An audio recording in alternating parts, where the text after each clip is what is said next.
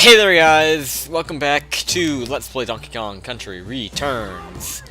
This is Mike1217, and we are in the Cliff World, and we could finish it in this episode if we don't fail too much, but I have a feeling that I will. Just saying. So this is Tippy Shippy, and is there a bonus here?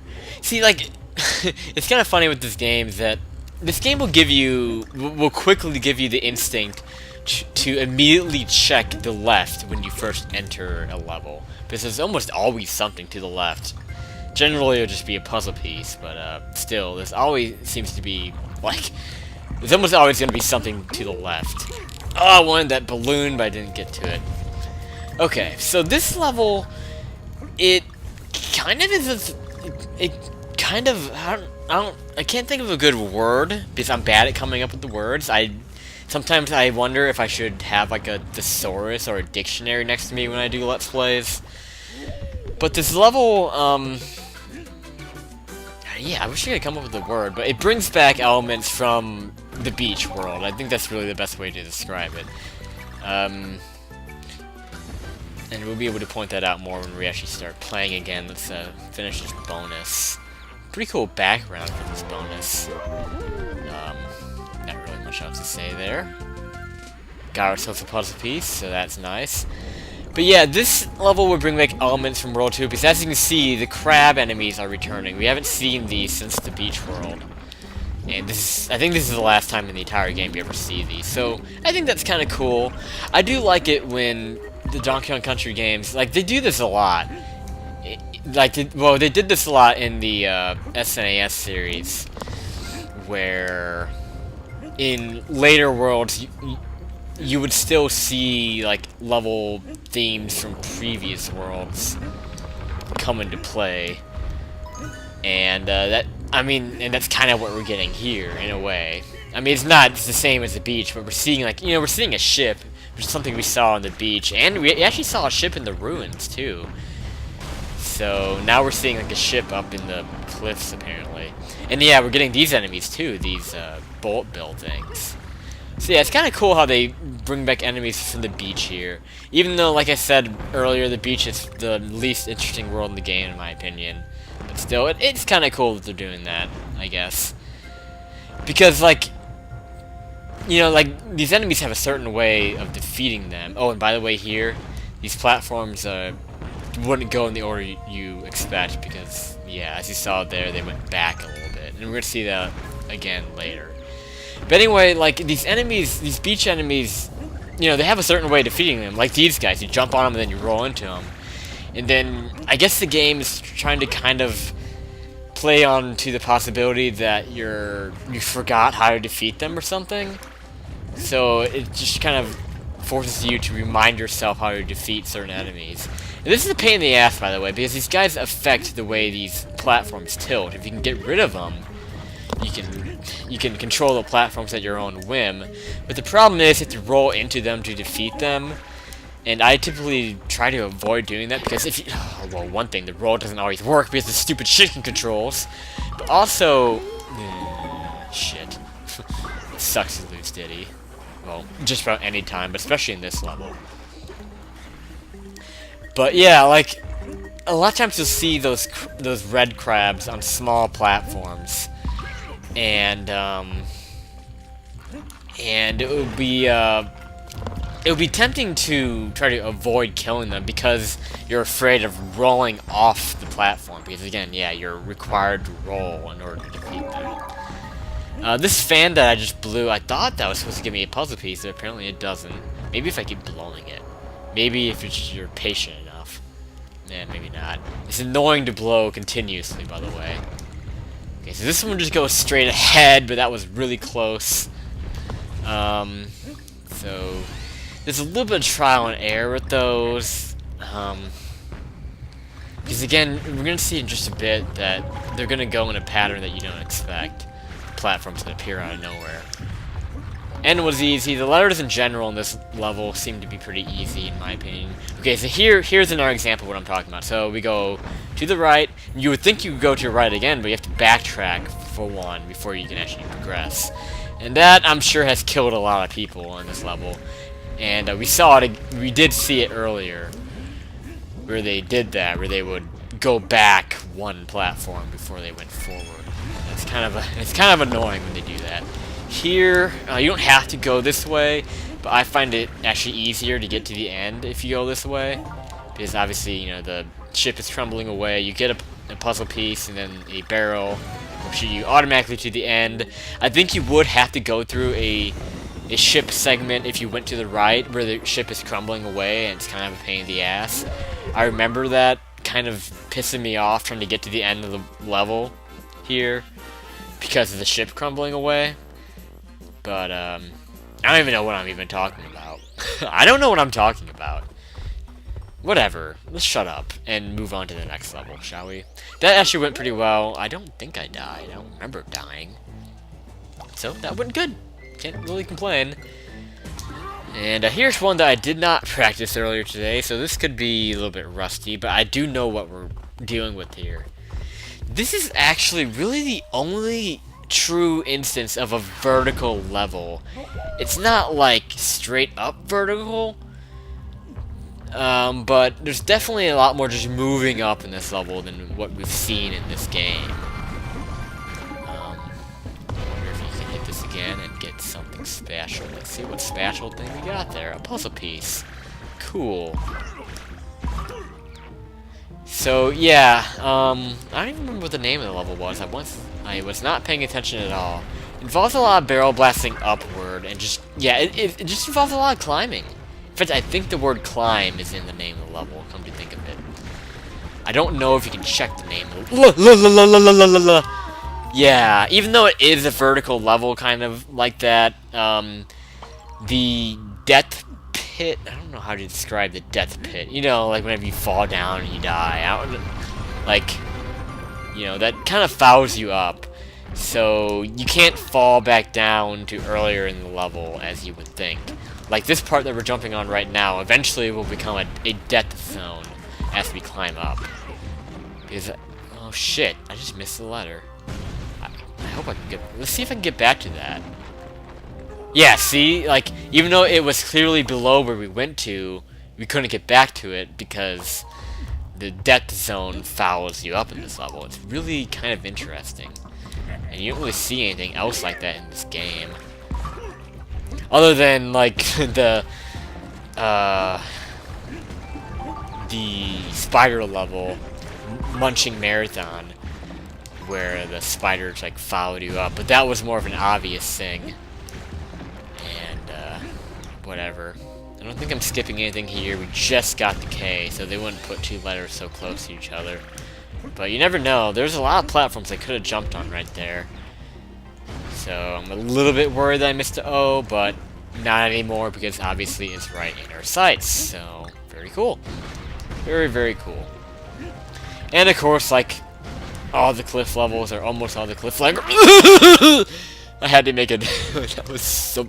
Oh, damn it! Like I was saying, like most of the cliff levels, this involves a lot of crumbling platforms that can get troublesome. But, it is what it is, right? Alright, let's try this again. So you want to jump on top of... It's kind of hard to land on top of that, because of the way the platform tilts. Oh, let's just get out of that segment. That segment scares the shit out of me. And yeah, we'll also have some of those, yeah, we have some of these rock platforms too that crumble away gradually as you walk on them. And some of those will be like underneath springs that you bounce on too, so you can only bounce for so long. Okay, good. You got another checkpoint. This level seems to be pretty generous with the checkpoints. It puts one in between each letter, it seems like. So we should be looking out for the end pretty soon. Oh, this is gonna be difficult to time. The balloon just kind of floats there. Oh shit, I have to get Diddy. I probably shouldn't be going for Diddy. I really shouldn't have been going for Diddy, but oh well, the checkpoint was like right there. Like I was saying, the checkpoints in this level seem to be very, very generous. So that's good. This really isn't too bad of a level from what I remember. So let's try this again. This time I want to go off to the left, not to the right. Pick up D though, damn it! That's kind of frightening. Okay, so now we have some barrel blasting. Nothing too bad with barrel blasting from what I remember. Not too hard to time. You just gotta know where to shoot, because if you can shoot yourself into the platforms, and that's no good. So you don't want to do that. Like sometimes in these games you can go through platforms, but not in this case. And yes, the barrels do explode once you shoot out of them, so keep that in mind. You only have one shot to get into these barrels. And then that part was so cool. That ending part, I didn't really get to show it more, but yeah, with those suns moving in that interesting pattern, I don't know. I always remember that from my first playthrough and being just dazzled by it for some reason. It just looked cool. Anyway, we have a boss that we can definitely do, and I'm a little bit worried about it, but we'll see how it goes, and we'll have our excuse me, we'll have our K level unlocked. So here we go. Let's do the boss, Dudley's Highrise. Now the name Dudley might sound a little bit familiar. It might ring a bell. Let's take a look and see who this boss is.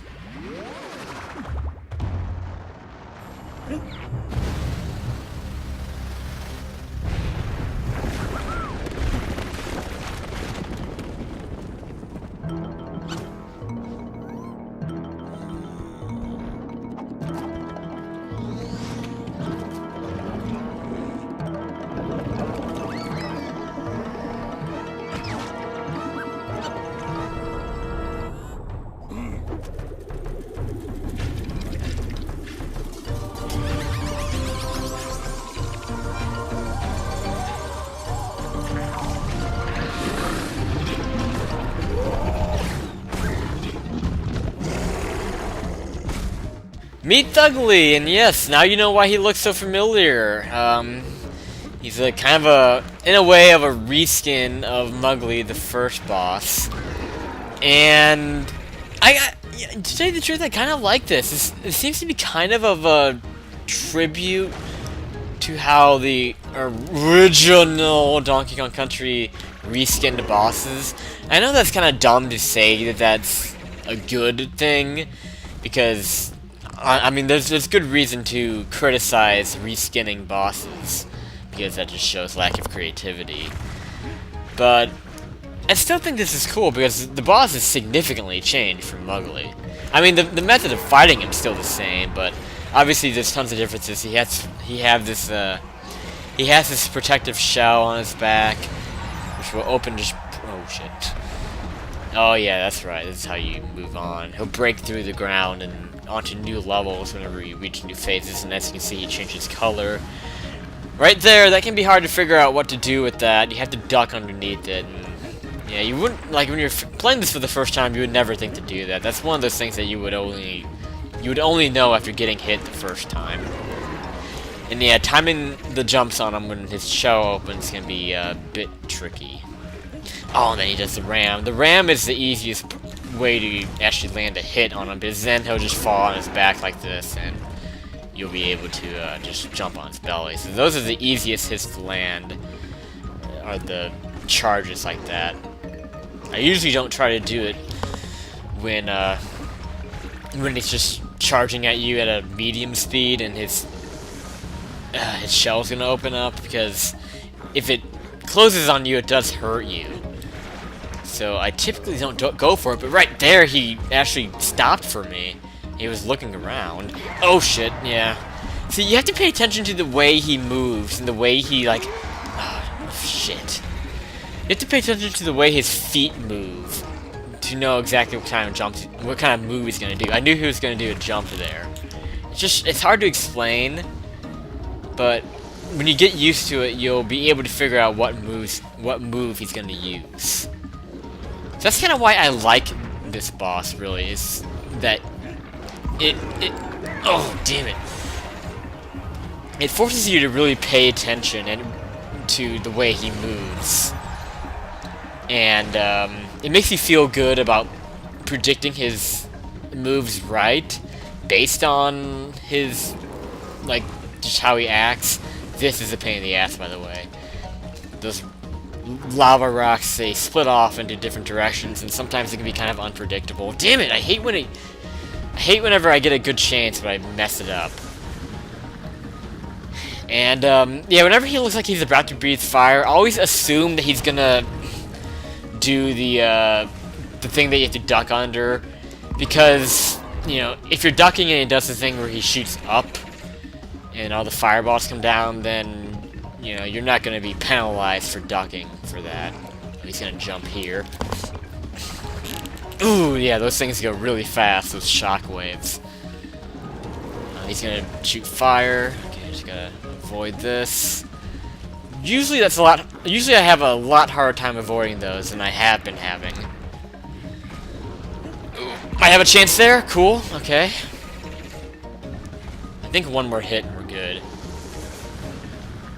Stay ducked. I think I'm predicting he'll do a fast charge. Good. Now I can probably get rid of him. This should do it. If you finally fall the hell back. I got hit on the way of landing the last hit on him, but that's okay. Glad that went well, because sometimes that can be a bit of a pain.